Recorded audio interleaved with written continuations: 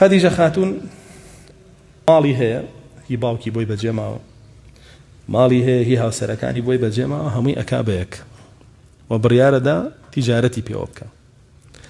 بەڵام بۆ خودی خۆی ئەچێ بۆ تیجارەت ناوەڵە. خودی خۆی خەدیجە خاتون بە هەموو تەمەنی لە ماڵی نەچوەت دەرەوە بۆ تیجارەت. بۆ معلوماتتان برایان ئاگادار بن خوشکانیەوەش، چونکە بەڕاستی ئەمڕۆ خەڵک لەمەیە قسە ئەکا بە جەهل و قسەکانی ئەبێتە هۆی طعندان لە ڕەسوڵ الله صلی الله عليه وسلم. قالن چی ئەی کچان وەرنە دەرەوە کە سابەت کەن، چونکە خەدیجە خاتون تاجیرە بووە. خەدیجە خاتون كانت تستأجر الرجال في مالها. بڕۆن هەرچی سەرچاوی مێژوویە معتەبەر بیخوێنەوە،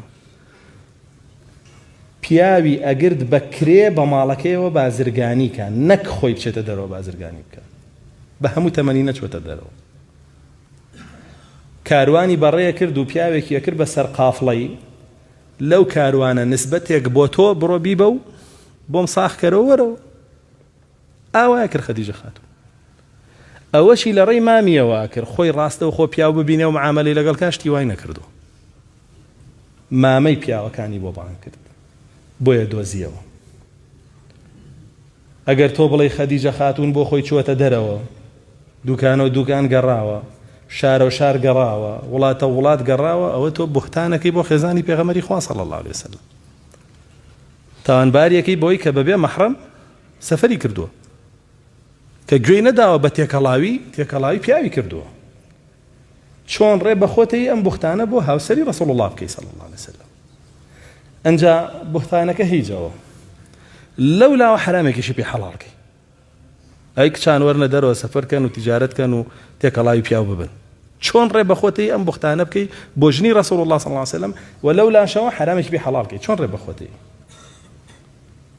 خۆ ئەمڕۆ بە چاوی خۆمان نەیبین هەر کەس زەڵە سێم بابەتە باسەکە بۆ شێوە باسێک.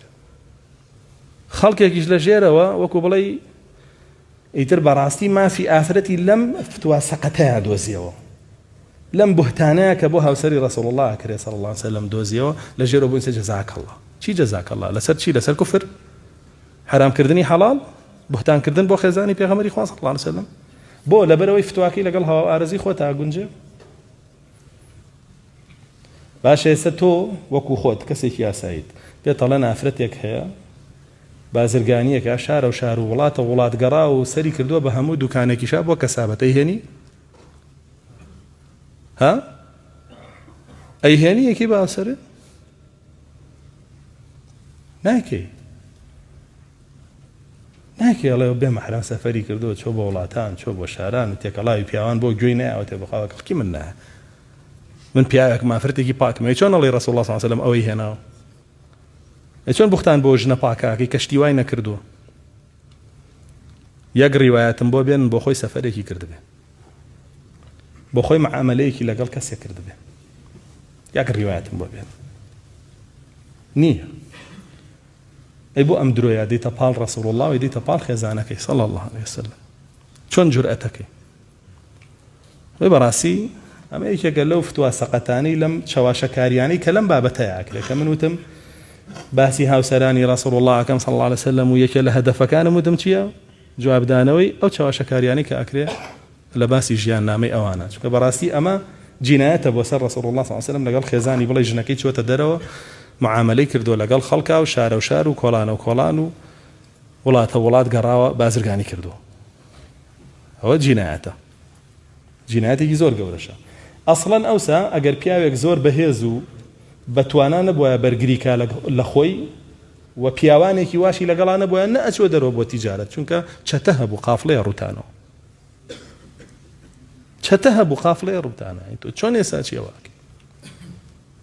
لە جدە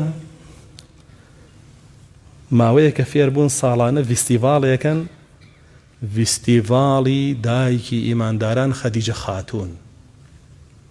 باشە؟ من لەمەوە هێناویانە، ئەمە دینە ئەمریکیەکەیە کە هاتووە، دینە ئیسرائیلیەکەیە کە هاتووە بۆ خەڵک. کاڕۆی لەم فستیڤاڵەیە سەیرەکەی حەچی ئافرەتی ڕوت و قوتی ئەم لاولایە هەمووی هاتووە بەسەر و قوڵ و قاچی ڕوت و بە پانتۆڵ و بەینەوە تێکەڵاو بووە ئەمە چیەکەن ئیشەکەی کێگەن خەدیجە خاتون بۆ تیجارەت هاتوون کاڵەکانیشیان چییە میکیاج و بابەتی تەجمیل و حتا ئەندامی زاوزەی سەناعیشی تایە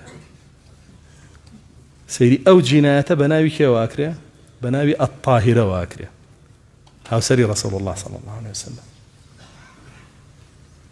ئەنجا خەڵکێکیش دێ هەمان ئەوەی ئەوان لێرە دووبارە ئاکاتەوە کە ئەوە کوڕەکەی سەلمان ئەوەی کردووە ئەمڕۆ کوفری عالەمی فێر بووە ناوێکت بۆ هێنێ شەرعیە لە ژێریە پڕیەکە لە کوفر و شیرک و بەتاڵ منتەدایەکی ئاوات بۆ کاتەوە فستیڤاڵێکی ئاوات بۆ ڕێکەخا لە ژێر ناوی کێ پاکترین ئافرەتی سەرزەویە بەڕێزترین ئافرەتی سەرزەویە ببێ ئاگادار بن لەم بابەتانەیە بڕۆن خۆتان دیراسی تاریخکەن یەک حاڵەتم بۆ بێنن کە بڵێ خەدیجە خاتون بۆ خۆی چوەتە دەرەوە تیجارەتی کردووە نیشتیوە